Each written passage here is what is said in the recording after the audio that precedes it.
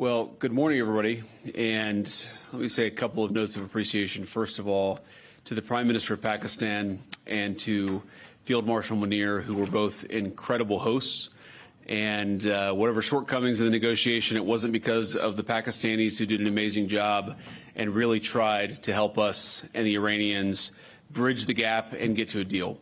We have been at it now for 21 hours, and we've had a number of substantive discussions with the Iranians. That's the good news. The bad news is that we have not reached an agreement, and I think that's bad news for Iran much more than it's bad news for the United States of America. So we go back to the United States having not come to an agreement. We've made very clear what our red lines are, what things we're willing to accommodate them on, and what things we're not willing to accommodate them on. And we've made that as clear as we possibly could, and they have chosen not to accept our terms. Questions? Sir, Nick Robertson from CNN. Precisely what have they rejected here? Can you help us understand it a little bit?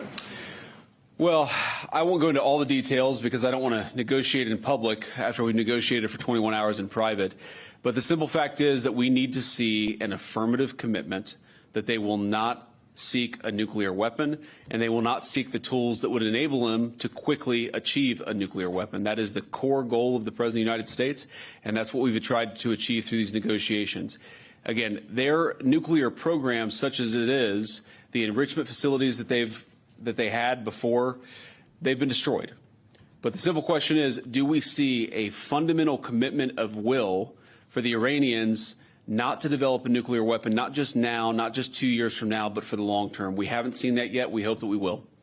Jen. Was there a framework on anything? And also, did the Iranian frozen assets come up, and did you reach any conclusions on those frozen assets? We talked about all those issues, Jen, and we talked about a number of issues beyond that. And so certainly those things came up. But again, we just could not get to a situation where the Iranians were willing to accept our terms. I think that we were quite flexible. We were quite accommodating. The President told us, you need to come here in good faith and make your best effort to get a deal.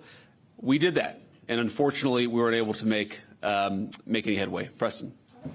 Mr. Vice President, how often did you communicate with President Trump throughout the negotiations? There were reports that there were multiple rounds where there were breaks in between negotiations. How often did you communicate with the President throughout those rounds, and what was he saying as you were going through these negotiations that you said fell short? Yeah, obviously we were talking to the President consistently. I don't know how many times we talked to him, a half dozen times, a dozen times over the past 21 hours. We obviously also talked to Admiral Cooper, to Pete, to Marco, to the entire national security team. We talked to Scott Bessent a number of times. So look, we were constantly in communication with the team because we were negotiating in good faith. And we leave here with a very simple proposal, a method of understanding that is our final and best offer. We'll see if the Iranians accept it. Thank you. Did you going back to Prime Minister Netanyahu at all today? What about the Strait of Hormuz? Did they give you any indication of the Supreme Leader's health?